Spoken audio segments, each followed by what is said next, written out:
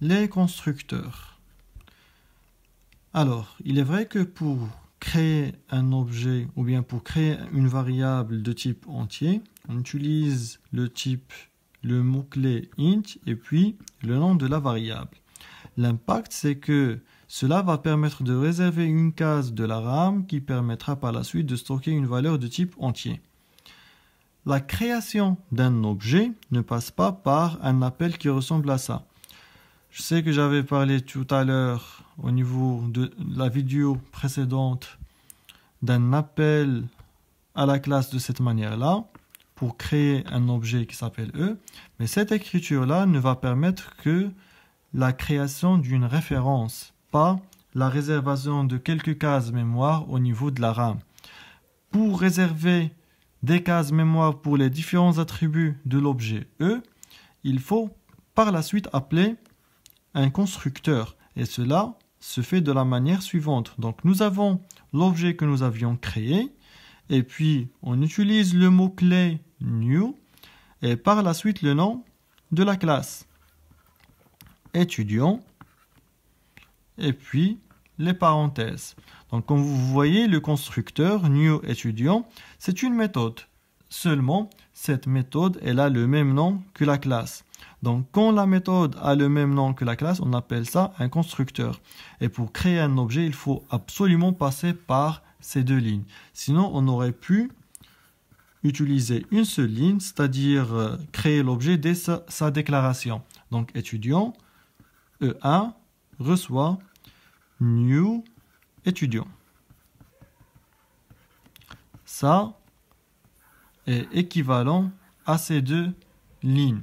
Par la suite, ce n'est que par la suite que je pourrais manipuler les attributs de E1.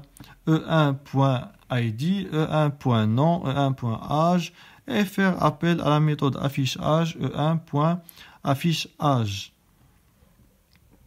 Alors les constructeurs, ce constructeur-là qui n'a pas de paramètres, on l'appelle un constructeur par défaut. On n'a pas besoin de le définir au niveau de la classe. Il est là automatiquement. De par le constructeur par défaut, on peut créer ou bien implémenter des constructeurs qui nous permettront de initialiser les valeurs des différentes variables ou bien des différents attributs de l'objet qu'on va créer dès la création. C'est-à-dire, au lieu de créer l'objet et par la suite accéder à ces différents attributs pour leur attribuer des valeurs, on aurait pu, dès la création de l'objet, genre un étudiant qui s'appelle E2, donc dès sa création, et déjà pour la création, il faut le déclarer et faire appel à un constructeur. Donc le constructeur par défaut, il va créer E2 avec des attributs qui ne possèdent que des valeurs nulles. Donc si on voudrait, dès la création de l'objet E2, lui attribuer des valeurs sans avoir à passer par la suite par E2.âge, E2.nom, E2.id, et ainsi de suite. Donc le constructeur, il peut avoir des paramètres. Genre, je vais mettre l'id ici, et puis le nom ici, et puis l'âge. Mais cela n'est pas faisable automatiquement. Pour pouvoir appeler un constructeur qui va initialiser directement les différents attributs de E2, il faut l'implémenter au niveau de la classe. Genre, au niveau de la classe, on va implémenter une méthode qui s'appelle étudiant, de la même manière qu'on avait fait pour affichage, seulement elle ne renvoie rien. Cette méthode, elle prend en paramètre un entier, et puis une chaîne de caractères. Je vais appeler ça n, vu que c'est le nom.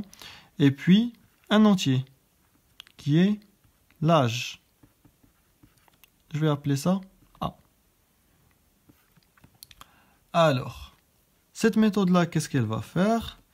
Elle va, pour l'objet qu'on va créer, qui est un objet caché, this id, elle va lui attribuer la valeur qui se trouve au niveau de x.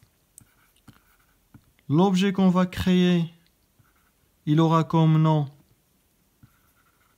la valeur qu'on a au niveau de ce paramètre, et il aura comme âge la valeur qu'on a au niveau du troisième paramètre. Et voilà, c'est tout. Donc, on a implémenté un constructeur qui permet, dès la création d'un objet, d'attribuer les différents paramètres qu'on a ici au niveau des attributs de l'objet qui sera créé. Mais dès qu'on crée, ou bien dès qu'on implémente un constructeur qui possède quelque chose, qui fait quelque chose, le constructeur par défaut n'est plus automatique. Du coup, si on voudrait bien toujours avoir le constructeur par défaut, il faut l'implémenter pareillement. Et on va l'implémenter de la même manière qu'on a fait ici, seulement ça sera très très simple. Genre étudiant, le nom de la méthode, pas de paramètres, aucune manipulation, point virgule. Ça sera tout pour avoir toujours le constructeur par défaut.